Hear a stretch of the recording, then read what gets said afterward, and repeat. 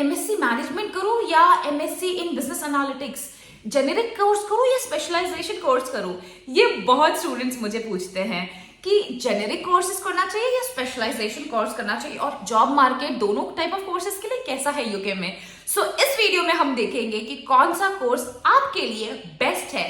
Consultants के बात को फिल्टर करना चालू कीजिए और अपने हिसाब से रिसर्च कीजिए, जॉब मार्केट के हिसाब से रिसर्च कीजिए, ना ही कि कंसल्टेंट्स के मार्जिन के प्रॉफिट मार्जिन के हिसाब से।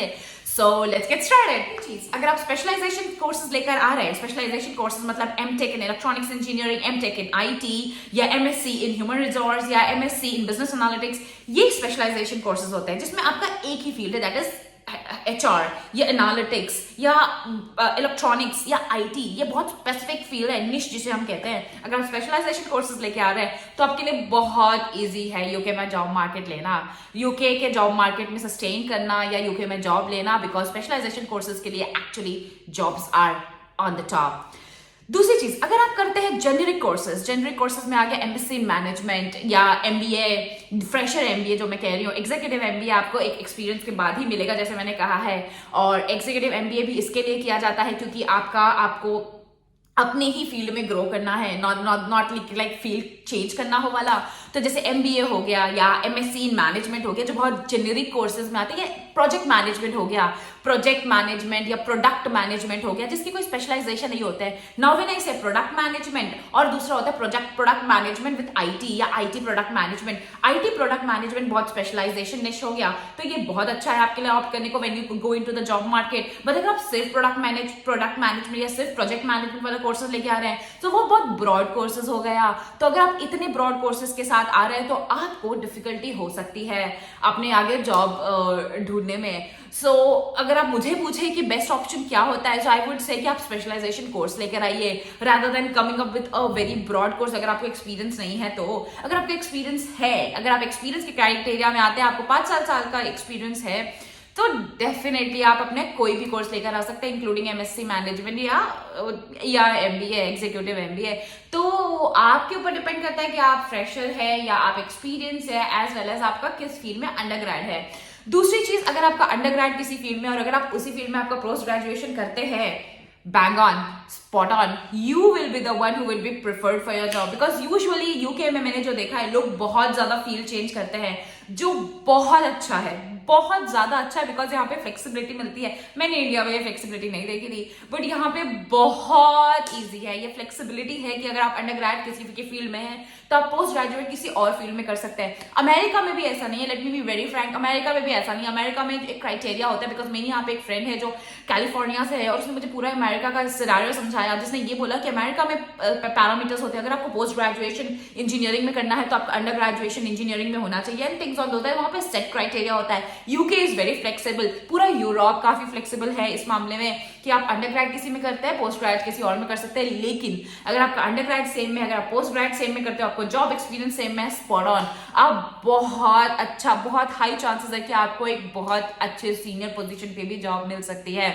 सो ये हो गया आपका इन टर्म्स ऑफ आपके एक्सपीरियंस, फ्रेशर या आपके जो कोर्सेज होते हैं वो। बात करते हैं स्किल्स की जैसे हम बात करते हैं, तो अगर आपके पास स्किल्स टेक्निकल है, जैसे मैंने हर एक अपनी वीडियो में बोला है कि आपके टेक्निकल स्किल्स लेकर आइए, और यहाँ पे आप छोटे मोटे कोर्सेज लेके आते हैं। पहली बात तो मैं ये नहीं कहूंगी कि आप कोई भी छोटा मोटा कोर्स लेकर यूके आइए, बिकॉज यूके में अगर छोटे मोटे जैसे आप कोर्स छोटे मोटे लेके आते भी है तो आपको बहुत ज्यादा प्रॉब्लम हो जाएगी। मैंने जैसे अपने अगेन प्रीवियस वीडियोस में कहा, स्पॉन्सरशिप लेने में बहुत प्रॉब्लम हो जाएगी। तो छोटे मोटे कोर्स लेके नहीं आना है, कोर्स वही लेकर आना है जो आपको यूके के अलावा भी दूसरी कंट्रीज में काम आ जाएगा। फॉर एग्जाम्पल, अगर आज मैंने एमबीए किया है तो मुझे पता है कि मैं यूएस में भी सर्वाइव कर सकती हूँ, कनाडा में भी सर्वाइव कर सकती हूँ और इंडिया में भी सर्वाइव कर सकती हूँ। तो कोई भी ऐसा कोर्स लेके आइए। जेनरिक कोर्सेज में इतना ज्यादा जेनरिक मत जाइएगा, छोटे मोटे कोर्सेज में मत जाइएगा कि आपको बाद में किसी कंट्री में भी जाने में, आपको कोई भी कंट्री में बहुत प्रॉब्लम हो जाए। तो अपने आप को इतना ओपन रखकर आना है कि हो सकता है यूके से मूव आउट भी करना पड़ जाए, तो आप किसी भी कंट्री में सर्वाइव कर पाए, ऐसे कोर्सेज लेके आइएगा जो स्पेसिफिकली जो बहुत ज्यादा टेक्निकल होंगे। वैसे अगर आप कोर्सेज लेकर आएंगे, जैसे मैंने कहा कि अब एक बहुत जेनेरिक में जाना है तो आप प्रोजेक्ट मैनेजमेंट, प्रोडक्ट मैनेजमेंट ले ही रहे हैं तो आईटी के साथ ले लें या किसी और के साथ ले लें। तो आपको यूके के बाहर मूव आउट करने में भी जो कोर्सेज आपकी हेल्प करेंगे, आपको वो चीज देखना है। और सबसे लास्ट चीज, बेस्ट थिंग जो आप यूके में कर सकते हैं वो है पीएचडी। लाइक पीएचडी बहुत ज्यादा माना जाता है, स्पेशली मेरे इंस्टीट्यूट में, बिकॉज वो रसल ग्रुप है। रसल मतलब इंटेंसिव रिसर्च इंटेंसिव ग्रुप्स। यहाँ पे 4 साल का पीएचडी होता है जिसमें आपको खुद पैसे मिलते हैं और इतना भी हाई क्राइटेरिया नहीं होता है। यूएस में बहुत हाई क्राइटेरिया है पीएचडी के लिए, बट यूके में इतना हाई क्राइटेरिया नहीं है पीएचडी के लिए। और आपकी रिसर्च को यहाँ बहुत ज्यादा वैल्यू किया जाता है। तो हो सकता है कि अगर आपने अंडरग्रेड किया है और आपको डायरेक्ट अपने नाम के बाद डॉक्टर लगाना है, so PhD is the best bet for you.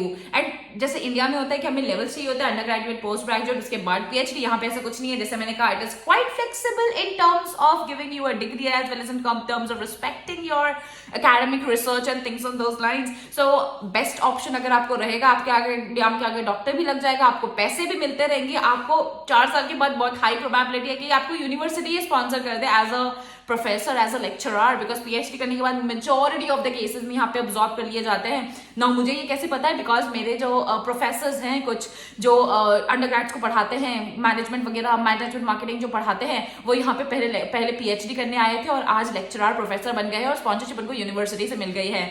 तो लेक्चर और प्रोफेसर्स की बहुत ज्यादा वैल्यू है यहाँ पे। तो पीएचडी अगर आप लेकर आ रहे हैं तो आपका फ्यूचर यूके में तो काफी ब्राइट है, बिकॉज हो सकता है अगर आपका रिसर्च अच्छा हुआ, अगर आपकी पब्लिकेशन ज्यादा हुए, तो आपको ऑब्जर्व आपकी यूनिवर्सिटी ही कर लेगी। सो ये था आज का हमारा all about UK and all about UK courses and how to survive in the market.